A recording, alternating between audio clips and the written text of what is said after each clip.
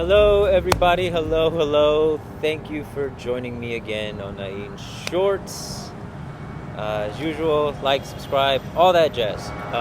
But today there's more of a talking point, and we're at a different location. The sun is getting more and more scarce, and the weather is getting colder and colder. So, one of the last few times we actually get to be outside, we took advantage of the light. And on that note, we were discussing a topic that came up at Chatting at the Pit, another group created by our good friend Dennis Duarte. Again, we blame him for many things. This is another. He posed a question that was originally asked to him by Charlie Smith, one of our guests on Konversation, about what makes a martial artist. What is a martial artist? What defines one? These are just iterations of the same question as to how are you a martial artist and when do you stop being a martial artist? Can you stop being a martial artist? But more importantly, what is the definition of a martial artist? And that's got me thinking a lot because I have my own ideas, my own concepts, as everyone does. Everyone has their own perspective on it, and I'm not here to say that I'm right, and I'm not here to say that anybody's wrong in the way that they view things. But we have to acknowledge that there are multiple views on the same subject matter. Because there are people that do things for different reasons. There are some people that, oh yeah, I did martial arts way back when for a couple years. Oh, I got up to this belt, but I haven't done it in so long. Would you consider that person a martial artist? Or would that just be a person who did martial arts? And what's the difference? So I really got into the thought process of this. Unfortunately, I was unable to join the conversation at the time because I forgot completely. And I was hanging out with my daughter. So priorities, what can I say? But I will try to make the next one. So because of that, I want to take advantage of this platform and give my 2 cents on the matter. And there was a lot that was being said. I did watch in reference to it. Some people made some great points. Martial art practitioners versus martial artists, people who do martial arts versus combatants. Now, in the history of martial arts, at least from what I understand from the older cultures, the ones that have been around much longer, from the Asian countries and even the European countries, a lot of these martial artists came from noble families. It was part of the noble upbringing to learn how to defend your country, how to fight, how to kill, which is why the first part of that is martial. It's a warlike idea to be able to fight against an opponent. But times have changed. It's no longer swords, spears, and even empty hands on the battlefield. Now there are weapons that make it a lot easier to wage war with less training. Where a novice can use some of those tools to inflict a lot of damage, versus back in the day, it took a lot of upbringing, it took a lot of raising, it took a lot of time, and it wasn't just something that you learned to do. It was a part of your life because you may have to go to war, but also you are from a family that requires that of you. That is part of your heritage and your lineage. And even to this day, there are still some families who only practice their art and only pass it down to family members. And I mean, to me, that's so cool. I would love to learn some of those arts, but they're not as easily accessible as other ones that grew. Because as martial artists, warriors that survived conflict, whether was it by luck or by skill, no longer had something to do when there was times of peace. So a lot of them started teaching, opened up schools, passed on what they knew, their knowledge and the experiences that they had. And I think that's where the art came into play. When it was no longer something to wage war, but rather something to pass on. It became part of the heritage that you leave behind. And you want to bring up as many as possible and also make a living because, hey, fighting doesn't really pay that much. And in times of peace, there's no fighting at all. So some people took a different route and went a little underground. And for those that know the FMA history, a lot of that were thugs. A lot of them were underground. They had actual duels, carried lawyers with them to sign papers. not holding each other liable for the death of the whoever lost. I mean, these were violent approaches, and the martial art aspect of it is there. Don't get me wrong, even now, a lot of the things that we practice, a lot of the techniques, if you think about realistically what those things, those movements could do to a human body, it's devastating. The arts that we practice with knives, they're for killing. And I'm not here to say that, again, that's wrong or right. I'm just saying that that is inherent in the teaching because that's where they came from. But I'm not going around fighting. I'm not going around having death duels, and I'm definitely not waging war. So could I be considered a martial artist if I don't do those things, if that's where it came from?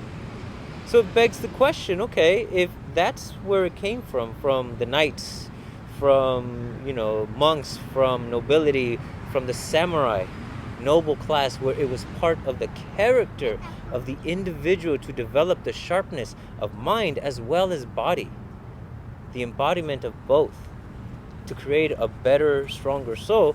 Although historically I've read that a lot of them were kind of jerks because they were taught since they were little that they were above everyone else. So is it really nobility? But those are the type of things that I think I find important. Me personally, for a long time, did not consider myself a martial artist. I practiced martial arts for the sake of being able to protect myself, being able to handle a scary situation, being able to protect my children, my loved ones. That was my drive.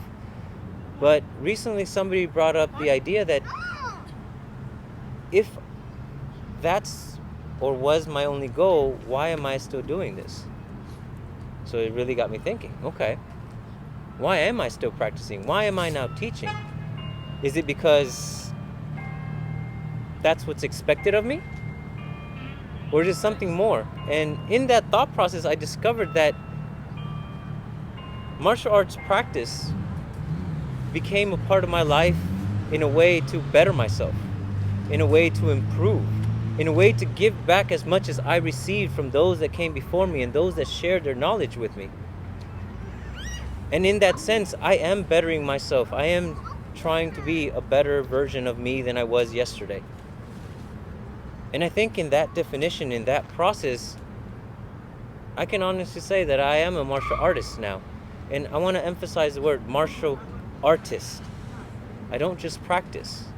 I want to teach. I want to carry on. I want to learn more, and constantly under the idea of refining me, the person.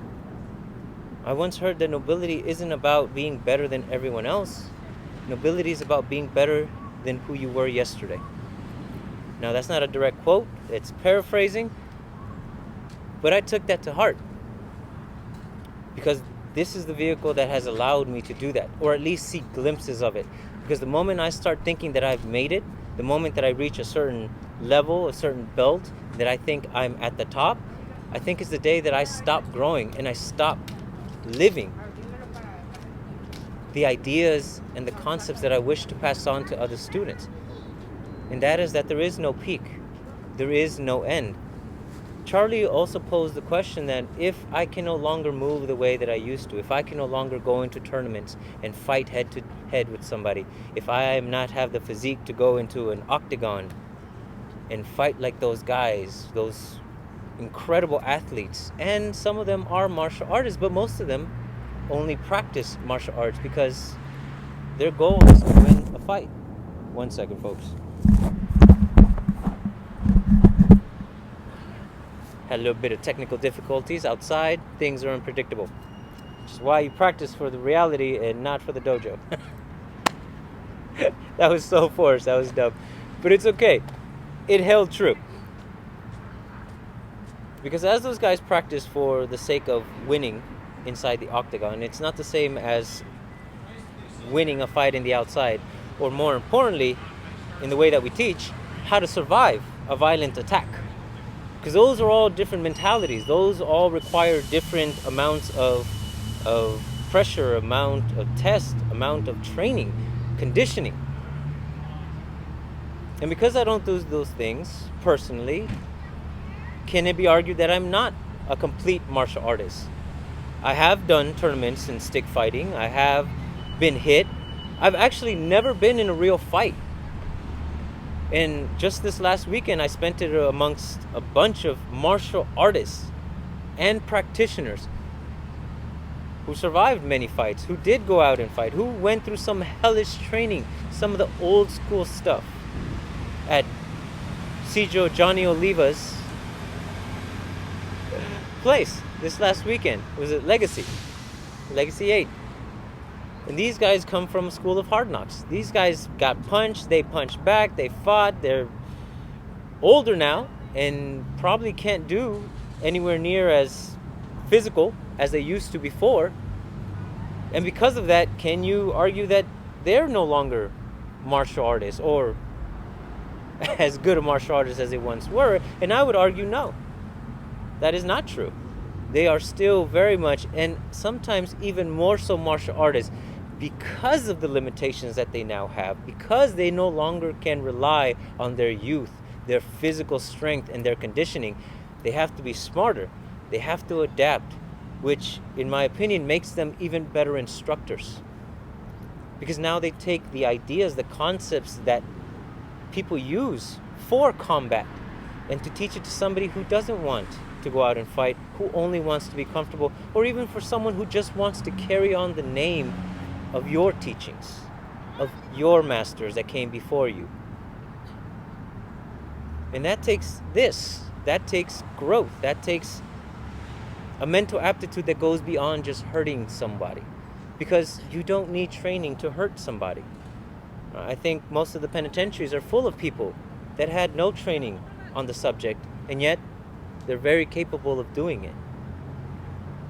But are you capable of discerning when and where it is appropriate to use such things? Because I'm not going to lie. I have trained and imagined situations where I would have to hurt somebody, use the martial aspect of that word.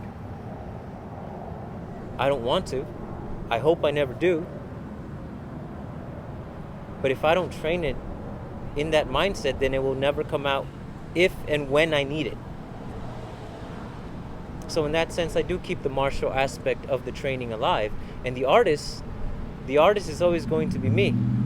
Because as much as I admire my instructor, as much as I admire our instructor, Danny, I can't be like them. I can't move like them, and I can't teach things the same way as them. So I have to create something between what they gave me and who I am. And if that's not what it means to be an artist, then I don't know what is. So when I started this journey, I did not consider myself a martial artist. But after having these thoughts, these conversations, listening to other masters talk and give their opinion between practitioners, between artists, between those that do martial arts and those who are martial artists, I'd like to humbly proclaim that, yes, I think I am a martial artist. And I'm going to continue to create. And these students that come after me, they will be the canvases by which I'll be able to share that art. And then they will be able to hopefully one day create their own way of doing things, their own way of teaching things.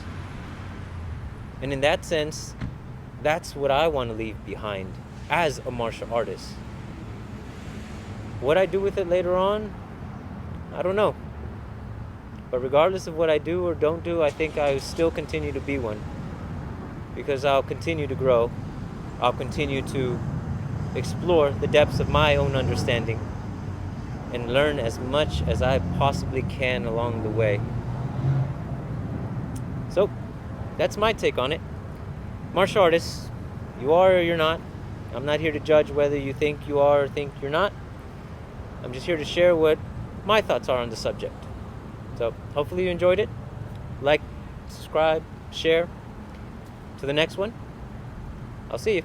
3, 2, 1, cut!